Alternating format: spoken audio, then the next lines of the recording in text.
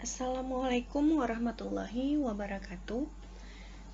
Hai, selamat datang di video pembelajaran Bahasa Indonesia. Kali ini, kita akan membahas mengenai menelaah unsur kebahasaan teks deskripsi.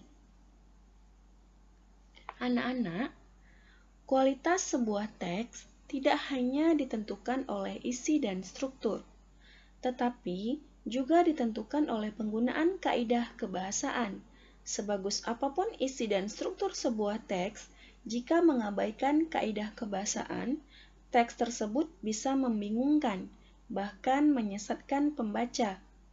Dengan kata lain, setiap menulis jenis teks apapun, kamu harus benar-benar memperhatikan kaidah kebahasaan sesuai dengan ketentuan yang berlaku.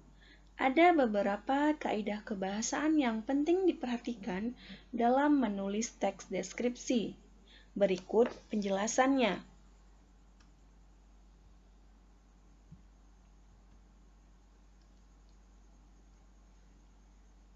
Kaidah kebahasaan yang pertama adalah penggunaan kalimat perincian untuk mengkonkretkan.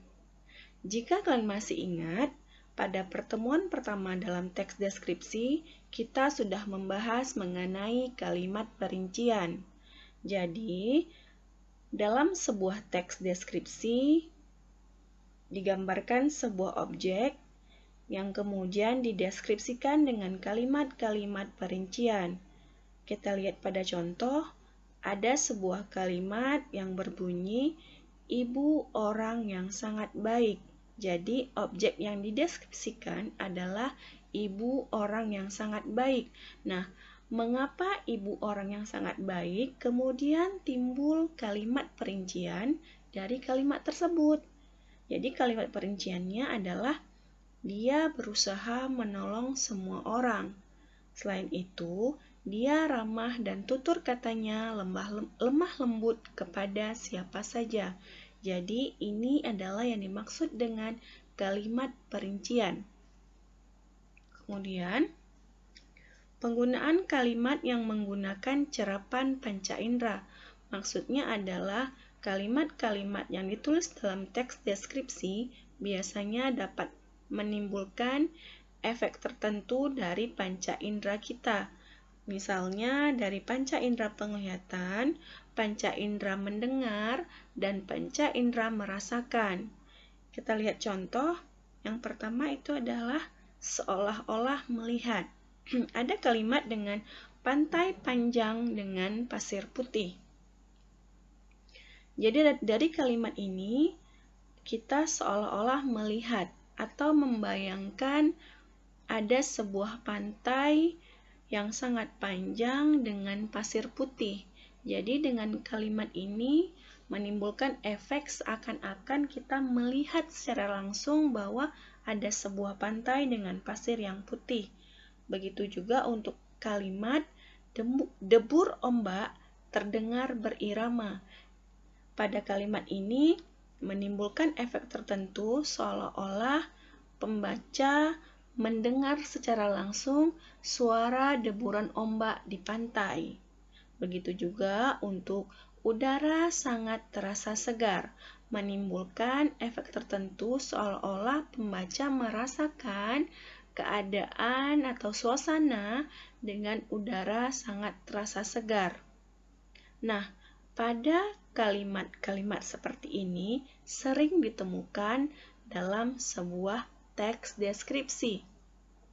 Oke, sampai di sini paham ya, Nak? Oke, kita lanjut. Penggunaan kata dengan kata dasar yang diawali dengan huruf K, T, S, dan P.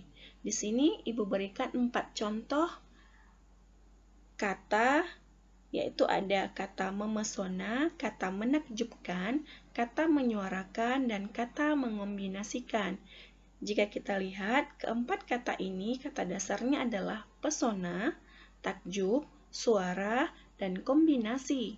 Jadi, keempat kata ini jika diawali dengan awalan me, maka setiap awalan atau huruf awalnya menjadi hilang. Contoh, awalan me ditambah kata pesona menjadi memesona, bukan mempesona.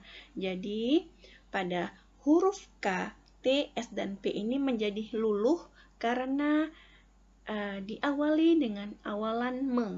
Oke ya, jadi setiap kata dasar yang diawali dengan K, T, S, dan P itu jika bertemu dengan awalan me, dia menjadi luluh.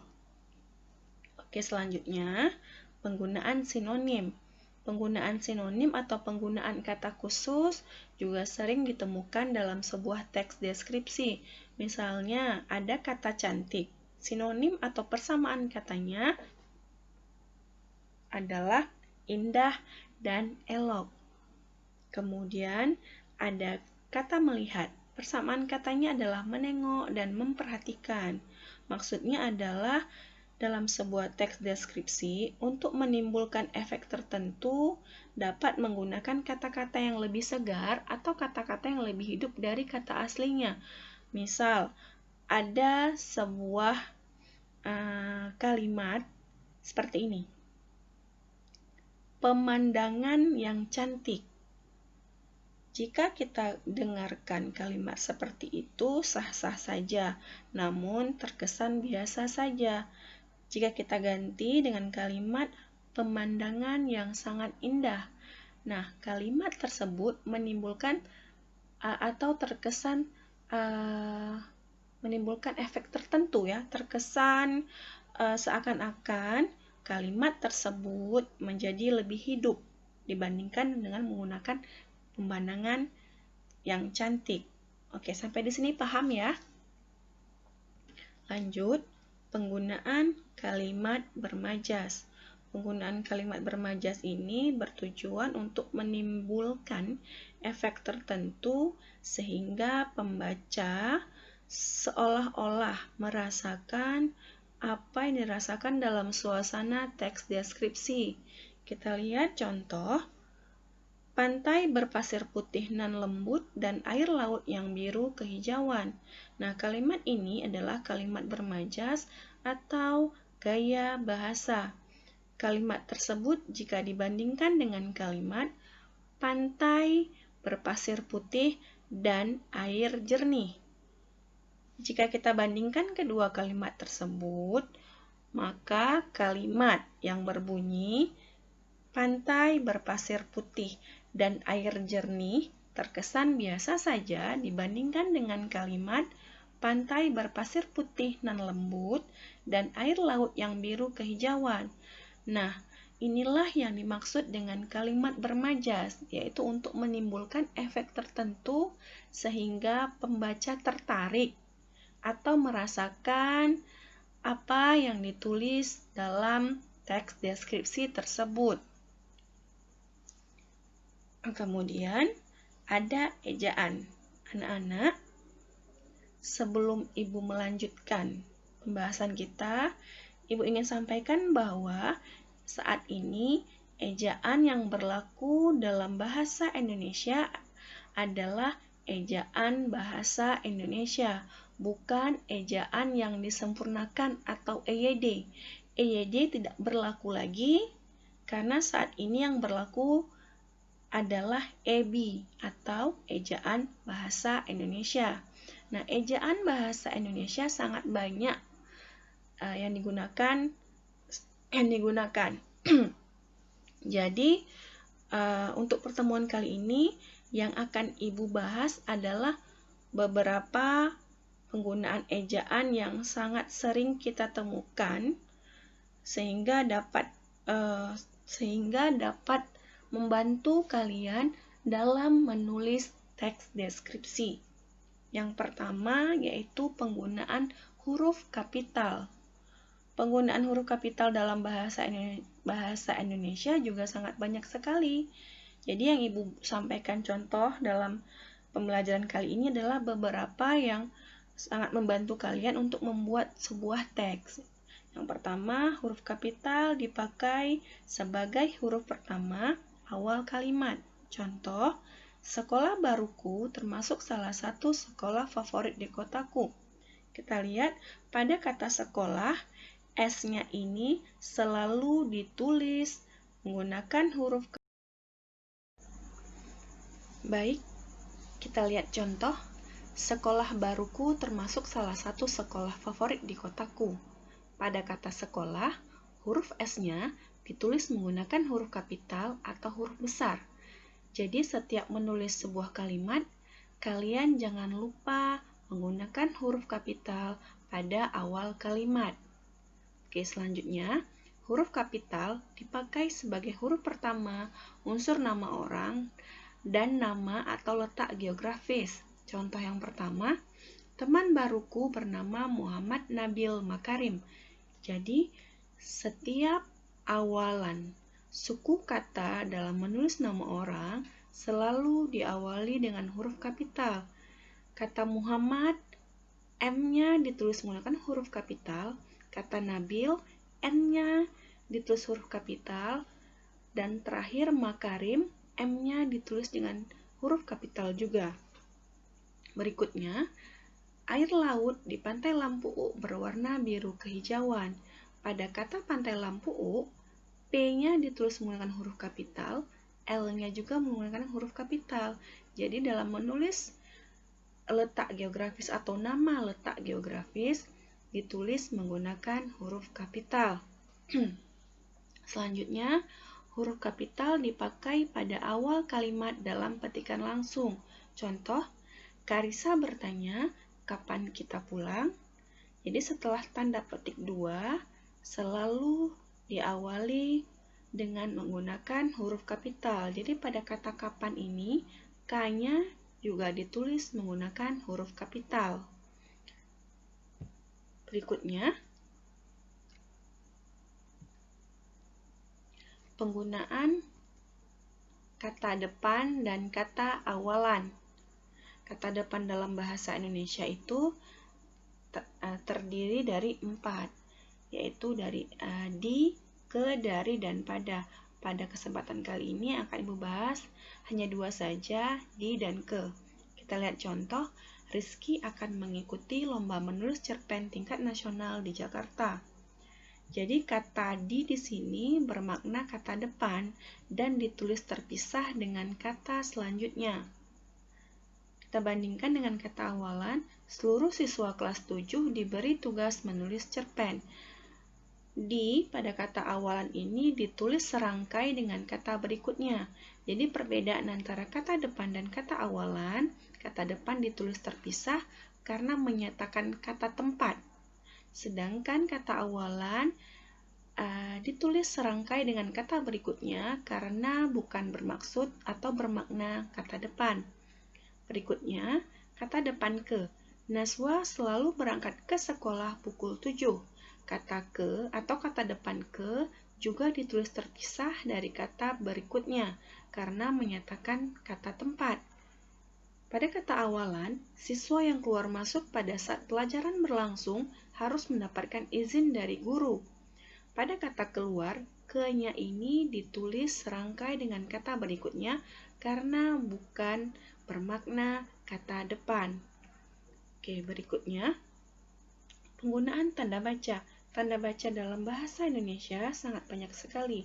Yang akan Ibu bahas adalah tanda titik dan tanda koma. Tanda titik dalam bahasa Indonesia itu juga banyak sekali fungsinya.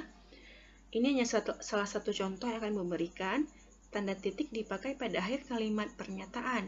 Contohnya, hari ini kami belajar bahasa Indonesia, titik. Nah, tanda titik di sini berfungsi atau selalu dipakai pada akhir kalimat. Jadi, kalian tidak boleh lupa menyisipkan tanda titik di setiap akhir kalimat pernyataan. Selanjutnya, tanda koma. Tanda koma dipakai di antara unsur-unsur dalam suatu pemerincian. Contoh, Ayla menyukai jeruk, apel, dan mangga. Jadi perincian objek yang disukai oleh Ayla ini disisipi oleh tanda koma, jeruk, koma, apel, koma, dan mangga. Dalam membuat suatu pemerincian, kalian jangan lupa menyisipkan kata dan. Oke ya, jadi seperti ini penggunaan tanda baca yang sering sekali kita gunakan dalam menulis teks. Berikutnya, penggunaan pilihan kata. Penggunaan pilihan kata ini hampir saja dengan kalimat bermajas, yaitu dapat menimbulkan efek tertentu atau terkesan lebih hidup. Kita bandingkan kedua kalimat ini. Kami melihat pemandangan pantai Lampu yang sangat menakjubkan. Dengan kalimat, kami menikmati pemandangan pantai Lampu yang sangat menakjubkan. Jadi ada kata melihat dan kata menikmati. Kedua kalimat ini maknanya sama, hanya saja menggunakan pilihan kata yang berbeda. Satu menggunakan kata melihat, yang kedua menggunakan kata menikmati. Jadi, pilihan kata yang sangat tepat adalah menggunakan kata menikmati. Karena dalam kata menikmati ini menimbulkan kesan tertentu atau membuat kalimat menjadi lebih hidup. Berikutnya, tata kalimat. Kalimat-kalimat dalam teks deskripsi harus benar-benar kalimat yang sesuai dengan kelogisan dan memiliki makna. Kita lihat dua contoh kalimat berikut. Ada kalimat tidak efektif dan kalimat efektif. Kalimat tidak efektif contohnya, para siswa-siswa yang menjadi peserta pawai kemerdekaan dimohon berkumpul di lapangan basket. Kita bandingkan dengan kalimat efektif. Para siswa yang menjadi peserta pawai kemerdekaan dimohon berkumpul di lapangan basket. Jadi yang membedakannya adalah kalimat tidak efektif menggunakan pengulangan kata siswa-siswa, sedangkan kalimat efektif hanya sekali menggunakan kata siswa. Jika kita lihat maknanya, para siswa-siswa ini menimbulkan pembubaziran kata. Karena makna kata para berarti banyak. Tidak perlu lagi pengulangan kata siswa. Jadi yang benar adalah para siswa. Jadi para siswa di sini bermaksud atau bermakna ada beberapa siswa yang mengikuti atau yang menjadi peserta kemerdekaan.